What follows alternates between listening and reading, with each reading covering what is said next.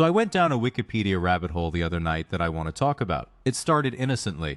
I clicked on one article about why modern medical consent forms are so insanely long, the ones you sign before any procedure where they make you initial every single page. And I thought, who hurt you, paperwork. 6 hours later, I understood exactly who. Because it turns out a huge amount of the rules we have now, the consent forms, the ethics boards, the whole idea that you cannot just do science to a person without asking, all of that exists because specific named people did specific documented things that were so far over the line we had to invent the line afterward. So today we're doing 6 of the darkest experiments in history. And I want to be clear up front, because this genre is full of made-up creepypasta nonsense. Every single one of these is real. Real names, real dates, real paperwork. I cut everything I couldn't verify. Quick heads up on the vibe though, this is not the usual put it on while you eat lunch kind of video. It gets heavier as it goes. So maybe don't have a snack ready for number 5 is all I'm saying. And one more note. I pulled this together from around the internet, so if I get a detail slightly off, or you know more than I do, drop it in the comments, no stress. Also, these are in no particular order. They're just the ones worth knowing, not ranked by how dark they get. Okay, let's go. Number 1, the Little Albert experiment. This is from 1920 at Johns Hopkins University, and it's the gentle one, relatively. A behaviorist named John Watson, along with his graduate student Rosalie Rayner, who was also his mistress, which is its own thing, wanted to prove you could teach a human being to be afraid of something from scratch. Their test subject was a roughly 9-month-old baby they called Albert. Here's how it worked. They'd show the baby a white lab rat. Babies love a white rat, no fear at all. He'd reach right for it, and every time he reached for it, they'd stand behind him and clang a steel bar with a hammer right by his head. Loud, terrifying. Do that enough times, and eventually they didn't need the bar anymore. They'd just show him the rat, and the baby would burst into tears and try to crawl away. They built a fear from nothing in an infant. Cool, normal, healthy. And it spread. Pretty soon Albert was terrified of a rabbit, a dog, a fur coat, a wad of cotton, and a Santa Claus mask. Anything white and fuzzy. They turned a baby into someone who was afraid of Santa. Now here's the part everyone gets wrong. People assume that afterward, they fixed it. They deconditioned him, undid the fear, sent him on his way. They did not. Albert left the hospital before they reversed any of it, and Watson knew he was leaving and just let it happen. That fear went out the door with him, and for about 90 years, nobody even knew who Albert was or what happened to him. One team of researchers later argued he was a boy named Douglas Merritt, the son of a hospital wet nurse who got paid $1 for her baby's participation, and who had a serious neurological condition and died at 6. Another team says no. He was a healthy kid named Albert Barger who lived a full life. They still argue about it, so we genuinely don't know if science's most famous frightened baby ever got to stop being afraid. Number 2, The Ape and the Child, 1931. This one is less cruel and more deeply strange. A comparative psychologist named Winthrop Kellogg and his wife Luella had a baby boy named Donald, and they decided that what their 10-month-old son really needed was a sibling. So they brought home a baby chimpanzee named Gua and raised the two of them as brother and sister. I mean identical treatment. Same clothes, same food, same bed. Both kissed goodnight. And the Kellogg's ran constant tests on the pair to answer one question. If you raise a chimp exactly like a human child, how human can it become? Can you basically civilize a chimpanzee through pure environment? And early on, the answer was kind of yes. Gua was crushing it. She'd often outperformed Donald, the actual human, on the tests. She obeyed commands faster, she used a spoon and a cup, she'd even signal when she needed the bathroom. The chimp was winning. And then they hit the one wall a chimp can't climb, which is language. Gua couldn't talk. So far, so expected. Except that's not the part that ended the experiment. The part that ended the experiment is that Donald, the human child, started copying Gua. He began walking on all fours. He started biting. And instead of learning to talk, he started grunting and barking to ask for food, like the chimp did. At 19 months old, the kid reportedly knew about 3 words. The experiment was supposed to humanize the chimp, and instead it was turning the boy into a chimp. So in March of 1932, 9 months in, the Kellogg's pulled the plug, mostly out of fear for their son. The experiment they put him in. Donald, for what it's worth, fully recovered, grew up normal, and became a doctor. Gua had a much sadder ending. She went back to a primate center, couldn't readjust to being an actual chimpanzee after being raised as a person, and died of pneumonia about a year later, just after turning 3. Number 3, The Monster Study, 1939, University of Iowa. And this is where the comedy starts draining out of the room, because this one was just cruel. A respected speech expert named Wendell Johnson had a theory. He believed that stuttering isn't something you're born with, It's something that gets created when adults label a kid a stutterer and make them self-conscious. His exact framing was that stuttering begins not in the child's mouth, but in the parent's ear. Fine, how do you test a theory like that? Well, you'd need to take perfectly normal, fluent children and try to give them a stutter on purpose. So that's what they did. Johnson handed the actual experiment to a graduate student named Mary Tudor, and they ran it on 22 orphans at a children's home in Davenport, Iowa. Orphans specifically, because orphans have no parents to ask questions, no advocate, nobody to notice. For months, Tudor told these fluent, normal kids that they were showing signs of becoming stutterers. She told them to stop speaking unless they could get it perfect.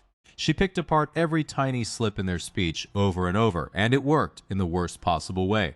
Several of these normal children became anxious, withdrawn, and developed real speech problems. Some of them carried it for the rest of their lives. One of them, decades later, said the experiment just ruined my life. Here's the detail that makes it sting.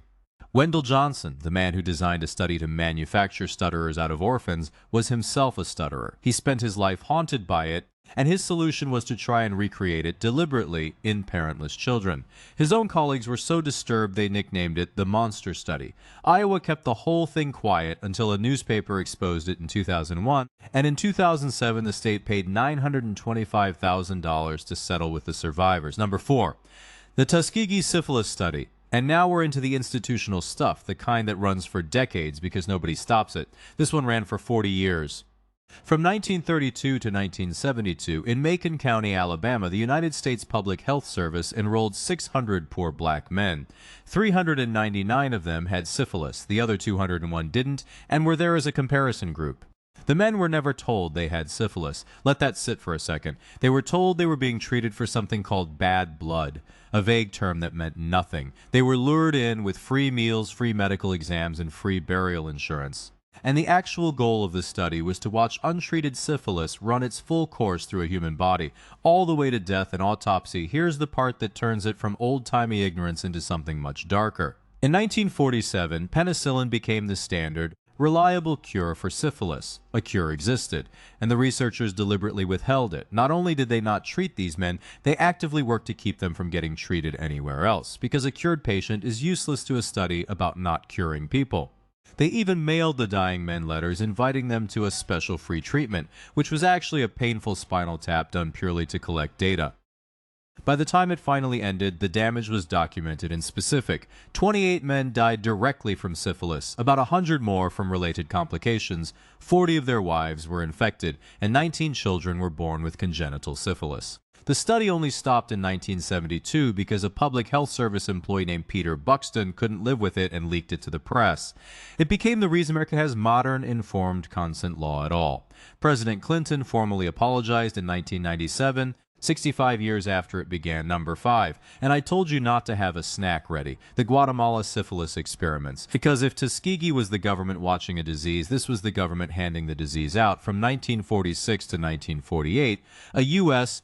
Public Health Service doctor named John Cutler ran a project in Guatemala, and here's the connection that should make your skin crawl. Cutler was the same doctor later tied to Tuskegee. Same man, but where Tuskegee just observed people who were already sick, in Guatemala, Cutler infected healthy people on purpose. At least 1,300 soldiers, prisoners, mental patients, orphans, and sex workers were deliberately exposed to syphilis, gonorrhea, and chancroid, and the methods are genuinely hard to read. They started by paying infected sex workers to have sex with prisoners, to spread it that way. When that natural transmission didn't work reliably enough, they switched to injecting the bacteria directly. Into the arm, into the spine. In some cases, into the genitals through deliberate cuts. At least 83 people died. And then there's the case they always come back to, a psychiatric patient recorded only as Berta. She was already terminally ill when Cutler infected her with syphilis. Months passed with no treatment. And when she was clearly dying, instead of helping her, Cutler took gonorrhea pus and put it into her eyes, her urethra, and her rectum. She died a few days later with her eyes oozing infection. That was a documented medical procedure performed by an American doctor. On a dying woman, this stayed buried for over 60 years. It only came out in 2010 when a historian named Susan Reverby found Cutler's own records. That same year, President Obama and Secretary of State Hillary Clinton formally called Guatemala to apologize. Tuskegee is the one everybody's heard of. This one, run by the same doctor, was somehow worse, and almost nobody knows it happened. Number 6. Unit 731. And there's a reason this is last. Everything before this was at most hundreds of victims and a single doctor. This was an army. Unit 731 was a secret biological warfare division of the Imperial Japanese Army based near Harbin in occupied China, running throughout World War II, led by a microbiologist named General Shiro Ishii.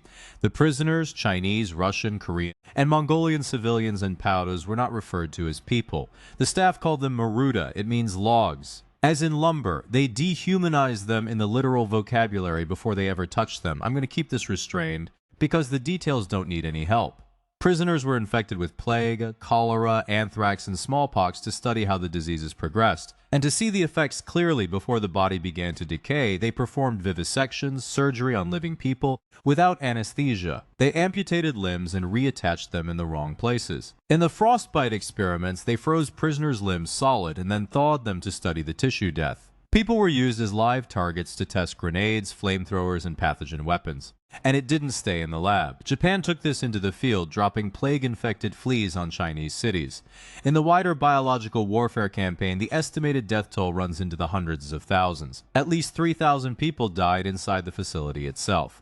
Now here's the ending, and this is the actual reason I put it last. When Japan surrendered in 1945, Ishii ordered the entire operation destroyed and the remaining prisoners killed to bury the evidence. And after the war, the men who ran Unit 731 were not tried. They were not hanged. The United States gave Ishii and his scientists immunity from prosecution in exchange for their human experiment data. The men who dissected living people walked free. Many of them went on to comfortable, respected careers, running universities, hospitals, and medical associations. So that's the part that actually haunts me. It's not just that it happened. It's that the worst one on this list ends not with justice, but with a deal. The punishment for human vivisection in this case was a clean record and a promotion. And those are 6 of the darkest experiments I could dig up for part 1. And if there's a thread running through all of them, it's this.